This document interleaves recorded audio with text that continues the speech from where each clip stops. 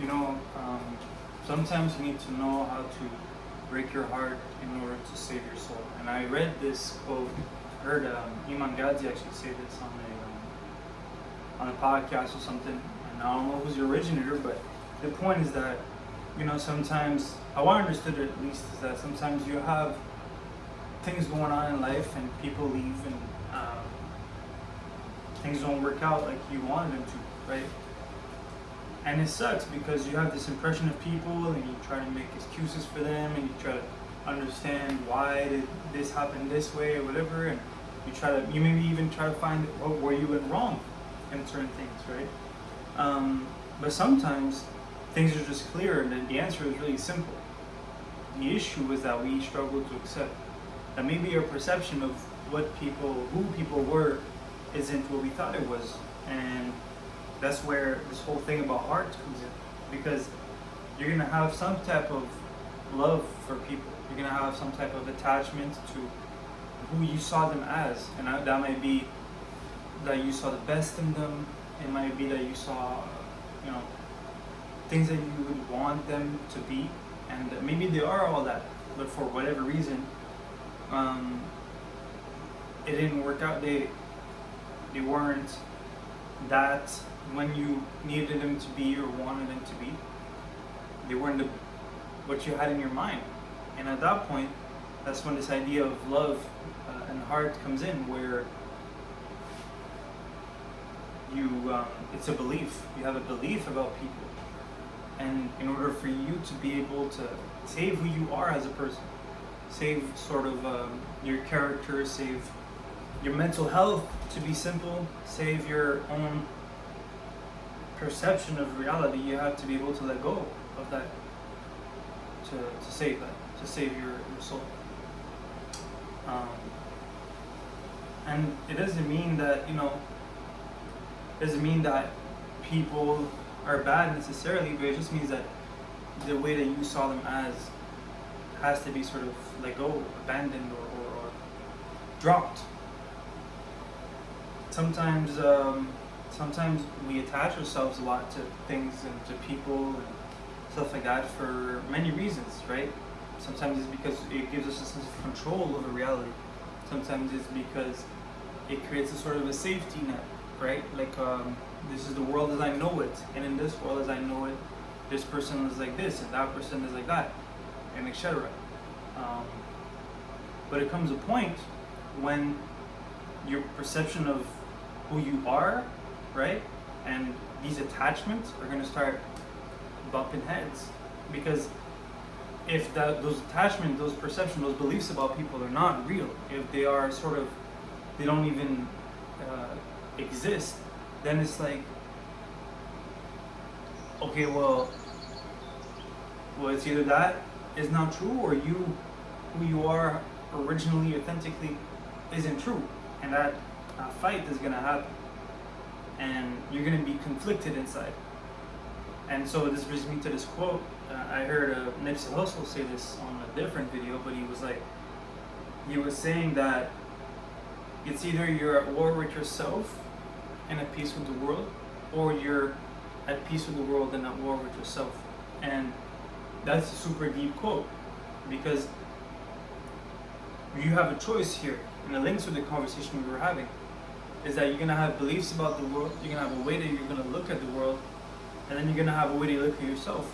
And if your beliefs and your attachment to the world no longer create a harmony with yourself, and they sort of, now there's a conflict, those things no longer seem to be what I thought they were, and you're not able to let go of them and abandon those ideas, those beliefs about the world, then you're gonna be conflicted in yourself as to who you are.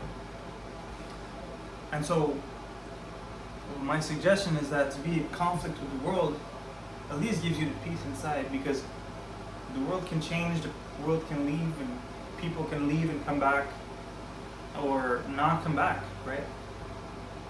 But you're always going to be with yourself, or you're always going to have yourself, whether that is,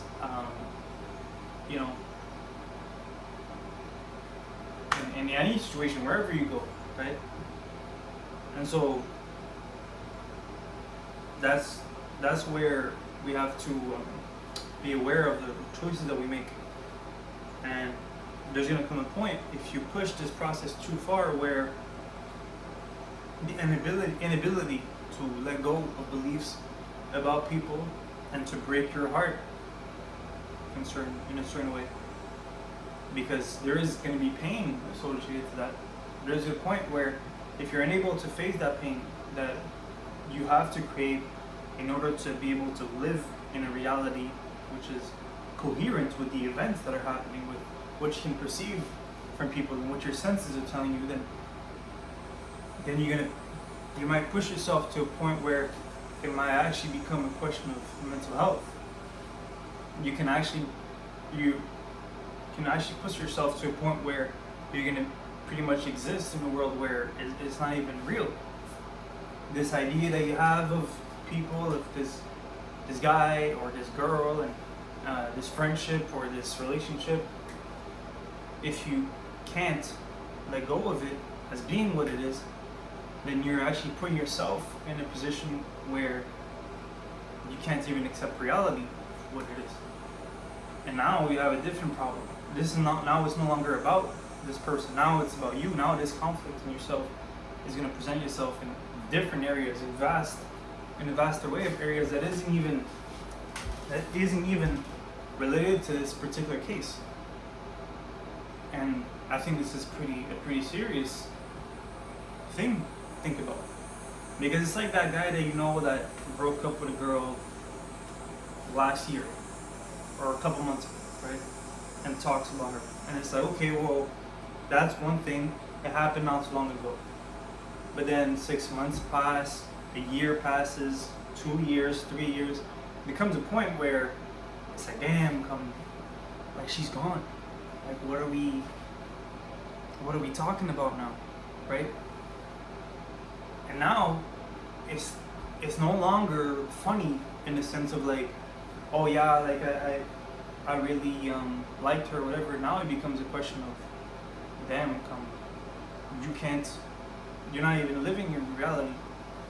You're living a lie. You're living in a place which is not even true. And that is a concern. And it can be scary to let go of beliefs, because like we said, there is pain associated to it. But to live a pain that makes sense is 1,000 times easier to live in pain that doesn't even make sense to exist, right? And so I guess just choose the right between the two evils, right? There's a confusion that's going to come from letting go of certain beliefs. There's a confusion that's going to come from letting go of attaching yourself to these beliefs about certain people or certain situations. But one of them brings you to more clarity, which is when you accept the fact that, well, these people that I had love for aren't who I thought they were, right? And that brings you to clarity. But then the other side is like, okay, well, if I keep attaching myself to, no, like they still are who I think they were, me attaching myself to that will only bring me to more confusion in my life all the time. And yeah, so I'm not saying this process is easy, but it always starts with awareness, right? It always starts with a sense of just understanding that, okay, well, I see that it's happening, right? If you're somebody that's going through something like that, it's okay, well, damn, that's true. I'm still holding on to this idea of this one girl, or this one guy from back in the day, when they've shown me over and over that it's not that. Right? Like this one friend showed you that they weren't tight with you like that many times, but you're still holding on to an idea. And that's when it becomes a concern. And say, okay, well, then now you start to see it. You're aware of it. You see, then you start learning about it. You learn about how does it come into play? When does it come into play? What do you do to keep that belief alive, right? you see the patterns happening over and over again. You see how you're trying to sway away from pain that might come with letting go of those beliefs. You learn about all these things that you do, right? And then from there, you can accept. You can accept the position you're in. And from accepting it, certain illusions will just dissipate from it. And like that, you can heal. And from healing, there's a clarity that comes with it. A clarity about yourself, a clarity about the world, and about who you are, about what the world is, how the world works. And from there, you can actually move on in life in a way that allows you to create meaningful relationships and to be able to move on, to grow. But when you're doing the other side of this, you're actually just stagnant. This idea of the world, of this relationship, this friendship, this whatever, is, even if it was yesterday, even if it was, right, like make sure that you're not applying this to things that are not true. But if it was last year, right, that's what we're talking about, those type of cases. When you're far, it's like, okay, well, I'm still holding on to something that happened 3 years ago, 5 years ago, 8 years ago, 10 years ago. It's like, come, those things, it's not up to date, and you can make this update like that, and be more coherent and in harmony with the world around you as of now, because the past is gone and the only thing you have is now. And what is the most important thing is that you have an accurate depiction of the present, of yourself, of the position you're in, and you're not expecting from people to act in a way that is unrealistic to what you've seen them as, right? If you can see that something is I don't know, let's say if you can see a bird, right? Well, you can't expect the bird to bark. The bird is the bird. Right? But you have to make sure that you're seeing it right. If you see a cat, you can't expect it to bark either. See what I'm trying to say?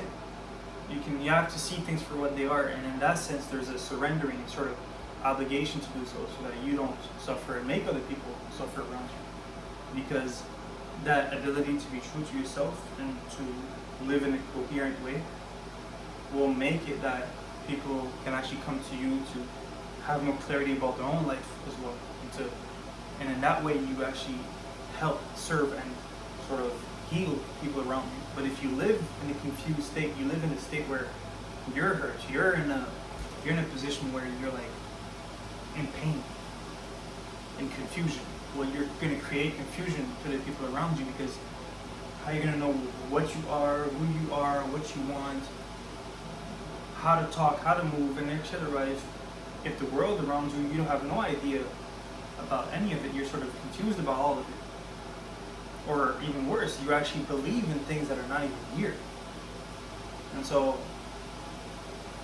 I think I've explained the point enough, and I hope that I made it sort of clear and I was able to, bring it across. Thank you for watching. Leave comments if it was helpful, and if you'd like to join my school community. Thank you for watching. See you in the next one. Subscribe too.